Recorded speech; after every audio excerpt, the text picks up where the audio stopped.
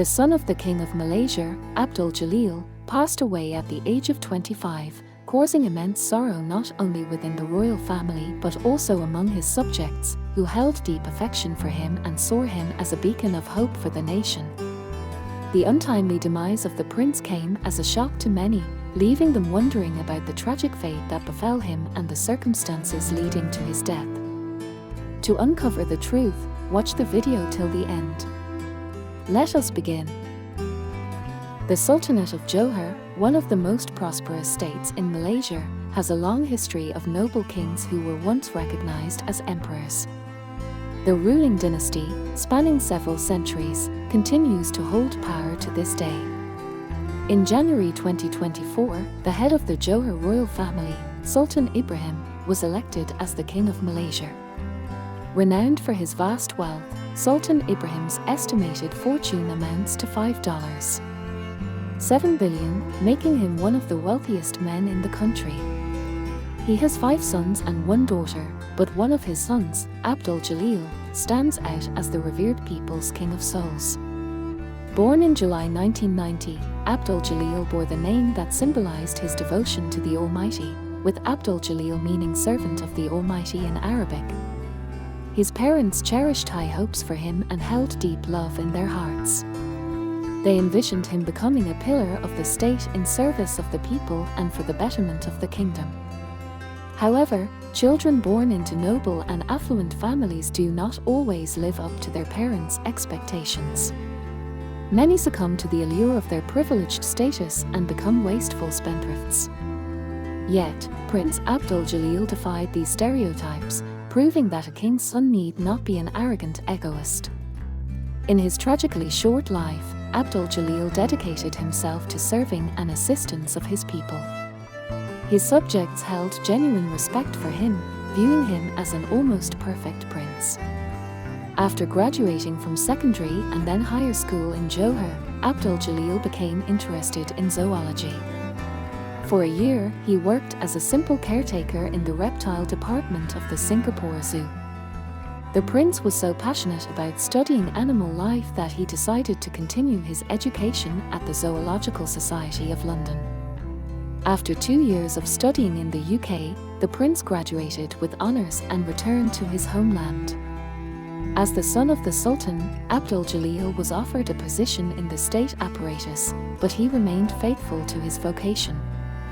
He studied zoology at the Orangutan Rehabilitation Centre in the Kabili Sepilok Nature Reserve. After growing up, the prince realized that not only animals need protection, but also people. Abdul Jalil actively supported the Malaysian Red Crescent Society and a number of medical charities. Due to his royal background, he was able to raise significant amounts of money and ensure that the funds reached people in need. When the prince turned 21, he shocked his relatives by making a drastic change in his life. Abdul Jalil decided to become a policeman to protect people. The man entered the training center of the Royal Malaysian Police and a year later received the rank of inspector and a position in the police department.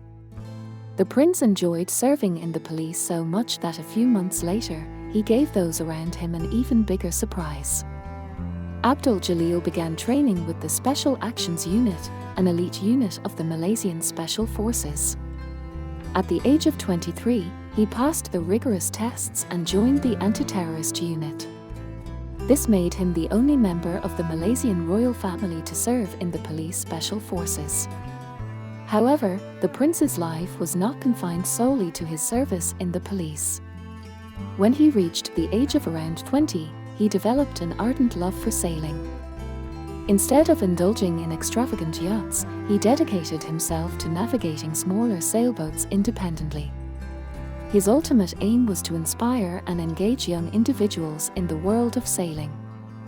As a result, he initiated 2 extensive programs, inviting over 5,000 of his fellow citizens who were not affluent to learn how to sail, and provided them with the opportunity to participate in competitive events.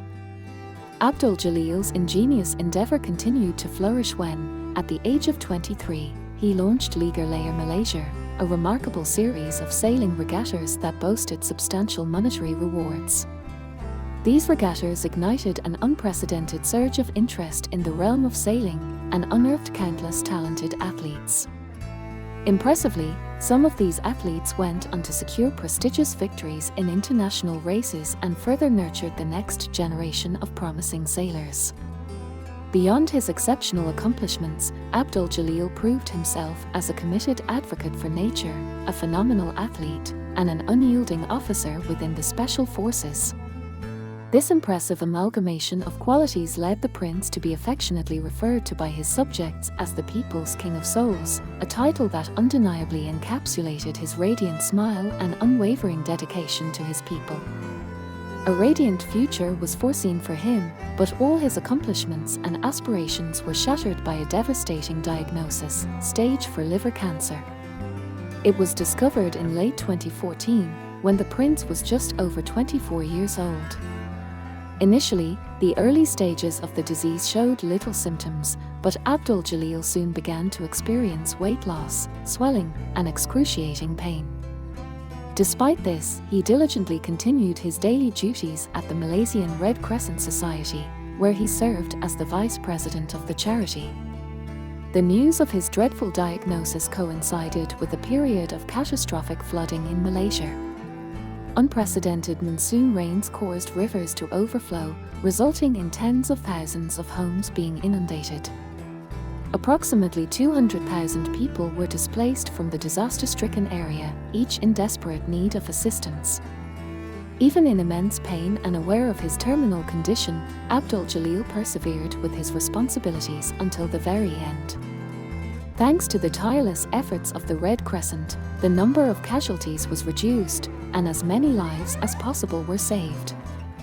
Nevertheless, the immense strain took its toll on the prince's health.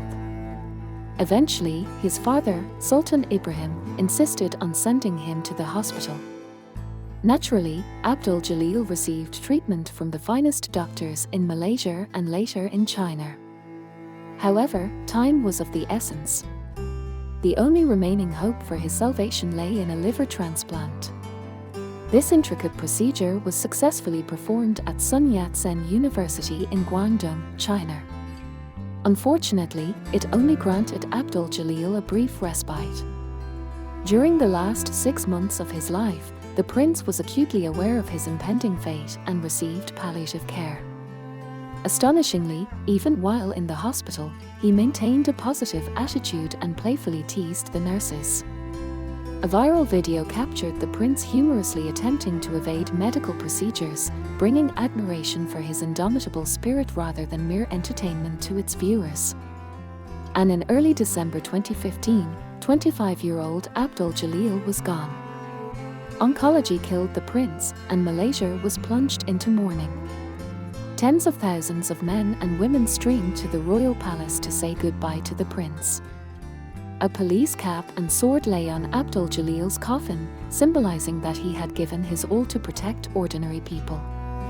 After prayers, the prince was buried at the Mahmudiyah Royal Mausoleum, and his father Sultan Ibrahim vowed to help all Malaysians with cancer. The monarch has honorably fulfilled his promise. The best cancer center in Southeast Asia was built in the state capital, Johor Bahru. It was named Tunku Laksamana Johor in honor of the prince. The word Laksamana means admiral in Malay, which is what members of the royal family jokingly called Abdul Jalil. The center's motto is Fight Like Jalil. Each year, this state-of-the-art clinic treats about 7,000 Malaysians with cancer. For some, the doctors are saving lives. For others, they relieve suffering. None of this would have been possible if Abdul Jalil had not inspired his father to build a cancer center. Even after his death, the prince continues to save people, and there is something symbolic about that. We know many examples of aristocratic descendants who filled their lives with debauchery, alcohol, and useless luxury. Having lived empty lives, they left no good memories or useful legacy. Fortunately, the stories of people like Prince Abdul Jalil stand out against the backdrop of such fates. In a very short life, he managed to do a lot of good for his subjects. That's why he will forever be remembered by Malaysians as the people's King of Souls. What do you think about this sad story? Share in the comments. Subscribe to our channel and give us a like if you enjoyed the video. See you soon.